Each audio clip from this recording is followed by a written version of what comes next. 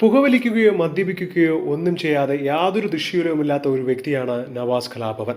പക്ഷേ അദ്ദേഹത്തിന് ഇത് സംഭവിച്ചു എന്നറിയുമ്പോൾ സ്വന്തം കൂട്ടുകാർക്കോ ബന്ധുക്കൾക്കോ ഭാര്യയ്ക്കോ പോലും ഇത് വിശ്വസിക്കാൻ കഴിയില്ലായിരുന്നു. നവാസ് എന്ന് പറഞ്ഞാൽ ഭാര്യയ്ക്ക് ജീവനായിരുന്നു. നവാസിന്റെ മൃതദേഹത്തിനരികിൽ ഭാര്യ പൊട്ടിക്കരയുന്ന വീഡിയോകൾ സമൂഹ മാധ്യമങ്ങളിൽ വേദന തന്നെയാണ്. ഇപ്പോഴിതാ നവാസിന്റെ മരണകാരണം പുറത്തു വന്നിരിക്കുകയാണ്. നേരത്തെ തന്നെ ഹൃദയാഘാതം മൂലമായിരിക്കാം മരണം സംഭവിച്ചത് എന്ന് പറഞ്ഞിട്ടുണ്ടായിരുന്നു. ഇപ്പോൾ പരിശോധനാ ഫലം പുറത്തു വന്നപ്പോഴും നവാസിന്റെ മരണം ഹൃദയാഘാതം മൂലം തന്നെയാണ് എന്നാണ് ലഭിക്കുന്ന വിവരം. എന്നാൽ ഞെട്ടിപ്പിക്കുന്ന മറ്റൊരു കാര്യം എന്തെന്ന് വെച്ചാൽ ഇതിനു മുൻപും നവാസിന് ഹൃദയാഘാതത്തിന്റെ ലക്ഷണങ്ങൾ ഉണ്ടായിട്ടുണ്ട് എന്നാണ് ഇപ്പോൾ പുറത്തുവന്ന വിവരങ്ങളിൽ നിന്നും വ്യക്തമാവുന്നത്.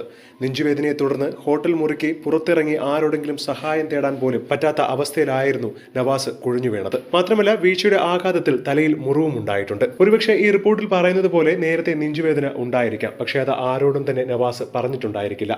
അതുകൊണ്ടാണ് കുടുംബത്തിലെ പലർക്കും അദ്ദേഹത്തിന് ആരോഗ്യ പ്രശ്നങ്ങളൊന്നും ഇല്ല എന്ന് ഉറപ്പിച്ചു പറയുന്നത്. നേരത്തെ ഈ ലക്ഷണങ്ങൾ കാണിച്ചപ്പോൾ തന്നെ ഒരു ആശുപത്രിയിൽ പോയി ഇതിനു വേണ്ടിയുള്ള ചികിത്സ തേടിയിരുന്നുവെങ്കിൽ നവാസ് എന്ന് ഒരുപക്ഷെ ജീവനോടെ ഉണ്ടായിരിക്കുമായിരുന്നു. അല്ലെങ്കിൽ ഒരുപക്ഷെ നവാസ് അതിനെ വലിയ കാര്യമാക്കി എടുത്തിട്ടുണ്ടാവില്ല.